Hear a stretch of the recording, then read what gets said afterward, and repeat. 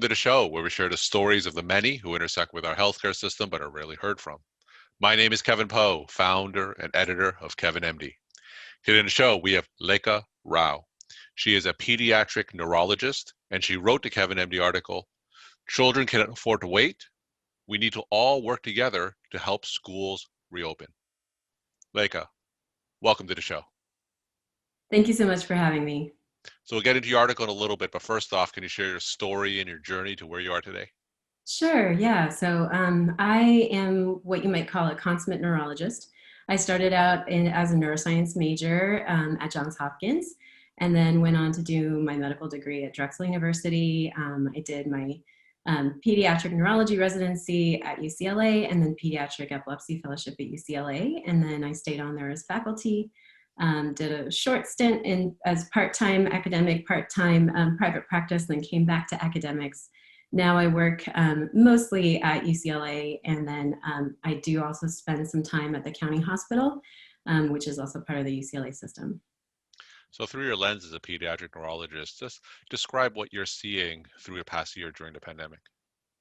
Yeah, so we had to make a pretty big shift in neurology to go to mostly telemedicine, but also providing in-person services when we needed to. And I also, being one of the younger faculty, not junior faculty, but younger faculty, I also volunteered to go into the hospital and do inpatient services to cover for some of our over 65-year-old faculty with some underlying conditions. And so during that time, it was somewhat challenging as well because I have two school-age children. Mm-hmm. And so I have a kindergartner, well, at the time it was a preschooler and a second grader. And there was an immediate shift to distance learning. So there was the balance of both being a working mom and also suddenly being thrust into the role of being an educator. So, in that context, I also sympathized with a lot of my families that I was dealing with where they were also in similar situations. And I have two different patient populations that I work with. One being, the area around UCLA tends to be a little bit more of an affluent community. We do draw from other areas of Los Angeles versus at the county hospital, which is mostly primarily a lower socioeconomic status. And so I got to see through the lens of a pediatric neurologist sort of how children were being impacted by this pandemic. And then because of that, I sort of developed an interest in not only the effects of COVID on children, but also effects of COVID on neurological disease, and then also sort of secondary effects of how the pandemic had been affecting my patients. So what are some of the biggest effects that you see from a pediatric neurology standpoint? Yeah, so pre-pandemic, I saw, I'm an epilepsy specialist. So I was seeing a lot of epilepsy patients, a lot of headache patients, especially a lot of these high achieving kids might have more headaches, tics, Mm-hmm. things like that. But what I saw with school related closures, it wasn't apparent right at the beginning of the pandemic, but as school related closures went on, especially in the fall, I started seeing a lot of kids struggling. And this spanned all socioeconomic statuses. So, having headaches related to being on screens all day, having muscle spasm from sitting in front of a computer all day, feeling socially isolated. So I had patients with epilepsy who were seizure-free. And this was the best control that they had had in their life. Mm-hmm. And yet they were debilitated by depression and that they felt that, things were not going to get any better. They couldn't see their friends. And I had kids as young as 9, 10 years old saying, I just don't want to be here anymore. I don't want to be alive anymore. And I had never encountered that before in my career. I certainly see teenagers who have had that before, especially with epilepsy, which can have depression as an underlying comorbidity. But this was profound in that these were kids who were otherwise their epilepsy was controlled, but they were suffering from the isolation. So let's transition into the Kevin MD article where you talk about schools needing to reopen, and it's titled, Children Cannot Afford to Wait. We need to all work together to help schools reopen. Now, before we get into the article, just share what the current status is regarding the schools in your area. We're speaking towards the end of February. And after that, just walk my audience through the article for those who didn't read it and maybe share the story of why you decided to write it. in Los Angeles right now, the vast majority of schools are not open. So a lot of private schools have reopened, including my own children's school. So I'm extremely fortunate in that my children go to a private school, which is in my community. It's actually right up the street. And they're very fortunate in that they have a large community of physician parents to help advise them. And they started actually from the spring of last year, as soon as the initial data came out of Wuhan, that kids, for whatever reason, are less likely to transmit. Yes, they can transmit COVID, but they're less likely to transmit. And that school settings did not seem to be a large source of spread. They started to work on reopening plans. I knew that was on the horizon, but we were somewhat limited by the public health guidelines. And here in Los Angeles, I think we have experienced, some surges. And the time to reopen in the fall, we hit a low in cases. But of course, you can't predict the future. You don't know what things are going to happen. Mm-hmm. And so it seemed like every single time we were told it's not safe, according to the case counts, according to test positivity. And then we hit the winter time, and as pediatricians, we all kind of were pushing towards school reopening starting from the summer because we knew winter was coming and that there could be potentially widespread spread. And so by the time we got to winter, it was almost too difficult at that time, considering the levels of community positivity. Mm-hmm. So now we're in spring. It's almost a year later. And despite the AEP having a stance from, spring of last year that schools should start to reopen, there's still a lot of debate within the medical community about the safety of schools. And how this came about was not only, at the start of the pandemic, it was because seeing my own kids and how they were dealing with remote schooling was part of my motivation. But as their school reopened, it was not just about my own kids, it was about my patients. Mm-hmm. And a lot of this came from talking with my patients and realizing how much the lack of in-person school was really impacting their lives. So not only these young kids saying that they wanted to kill themselves, I had one patient who started having non-epileptic seizures. So these are psychogenic seizures that started only when she started seeing her teacher on Zoom. So as soon as she would see her teacher on Zoom, she'd go into a seizure. And this is something that's it's unprecedented. Same thing with my child psychiatry colleagues. They're saying that, in one of them I talked to the other day and said, in his whole 40-year career, he had maybe only had 2 or 3 patients under the age of 10 who had suicidal ideation. And just in the last 7 months, he's had 36. And I think that's something to put into context here, that when pediatricians and pediatric subspecialists are calling for schools to reopen, we're looking at the whole child and we're advocating for children. I think something that's been lost in the message sometimes is that if you're pushing for school reopening, you must be anti-teacher or anti-educator, and that's not the case at all. We are just trying to advocate for the children. So what happened was in our Southern California American Academy of Pediatric listserv, there was some back and forth debate about, whether schools should reopen, whether teachers should be vaccinated before going back. People were trying to argue that schools are a source for spread, despite there being now large population-based studies that schools are not a significant source of spread. In fact, many schools have rates lower than community transmission. And that schools have reopened in other parts of the US where community positive rates have been very high at times, and yet they still didn't have community spread from schools. And so, finally it kind of hit a point where I said, I can't keep quiet, I need to say something. And so the article was really born out of that.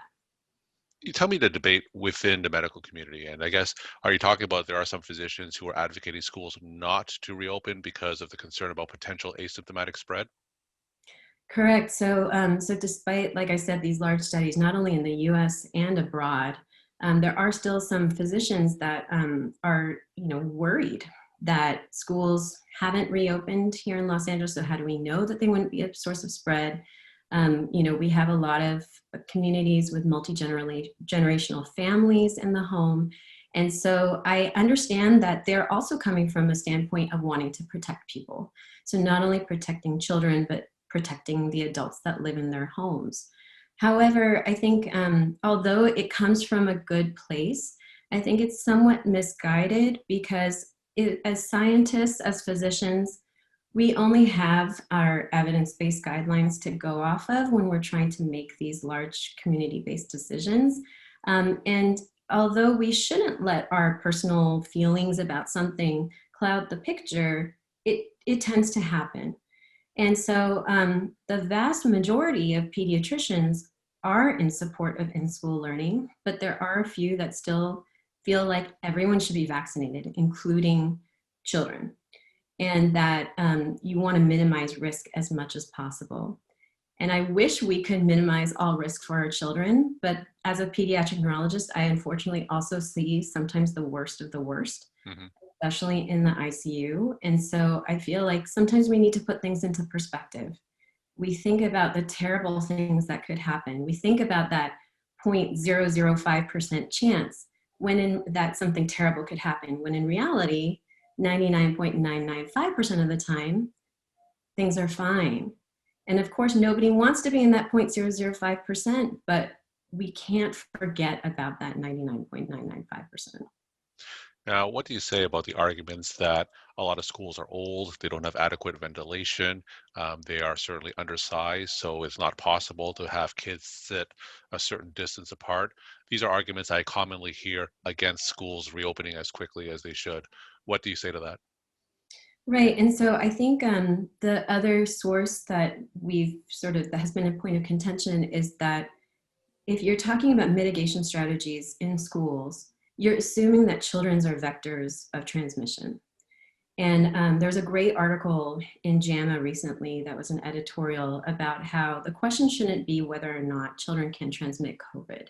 We know that they can, they just don't do it as much. And we had genomic studies to show that they transmit up to 50% less than adults do. This is children under the age of 12.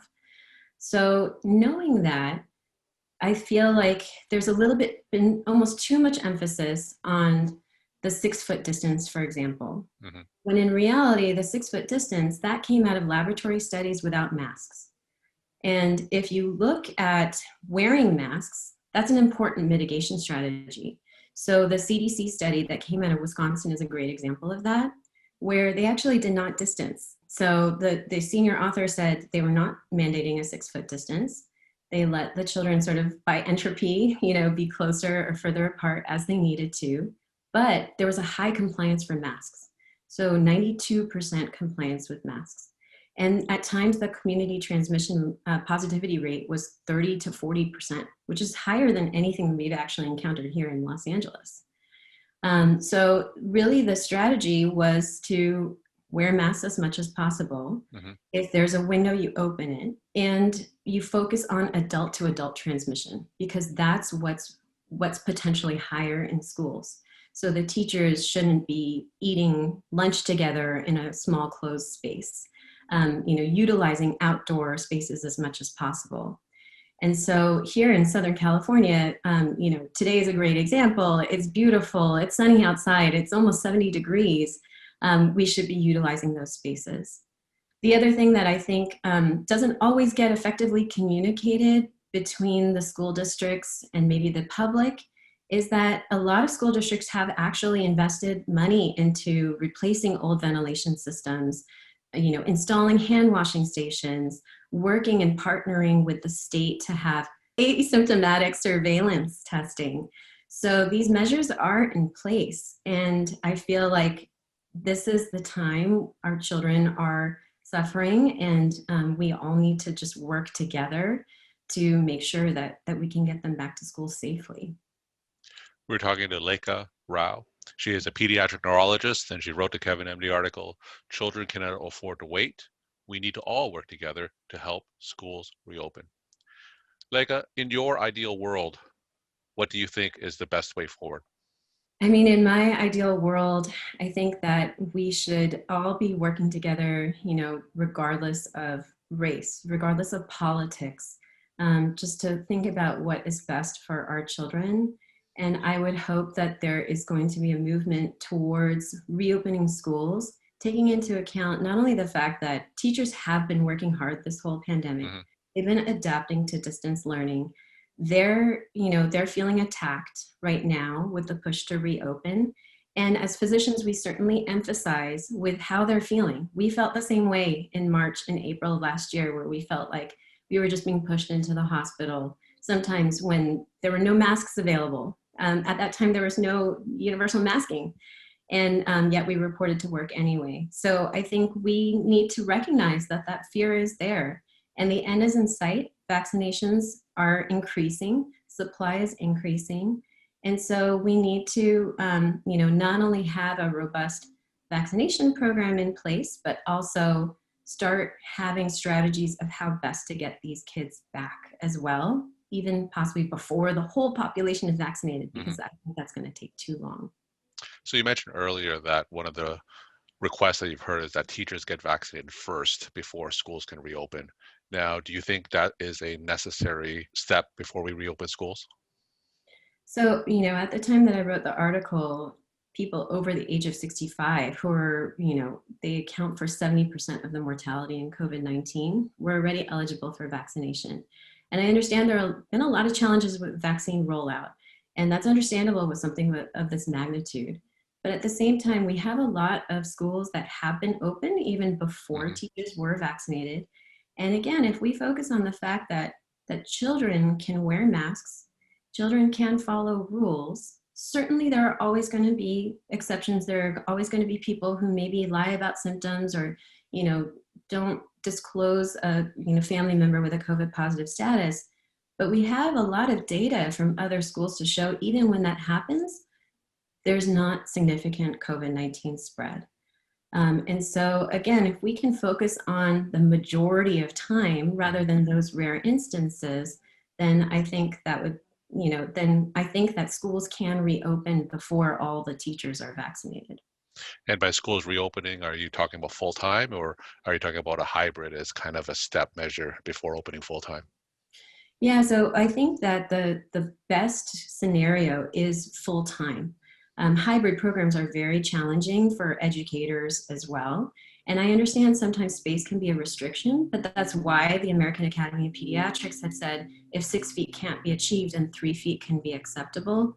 Of course, each public health department in their respective state or county are going to have their own guidelines based on their community spread. But ideally, if you can get the kids back as much as possible, that is the best. And my final question, what's your take home message that you want to leave with the Kevin MD audience? My take home message is that I think we need to get these kids back into school. If it's not, we're not talking about opening the doors and letting everybody in without masks, without rules, going back to pre-pandemic life. When pediatricians are saying, let's reopen schools, we're talking about reopening them with safety measures in place, with access to contact tracing and testing, with access. I'm not saying, getting vaccinated, but with access to vaccinations for the teachers, and with keeping in mind that children, yes, they are resilient, but if this goes on, there's going to be long-term impacts to them. And so I think we all, as adults, need to work together to help our children. Lekha, thank you so much for sharing your time and insight. And thanks again for being on the show. Thank you so much for having me.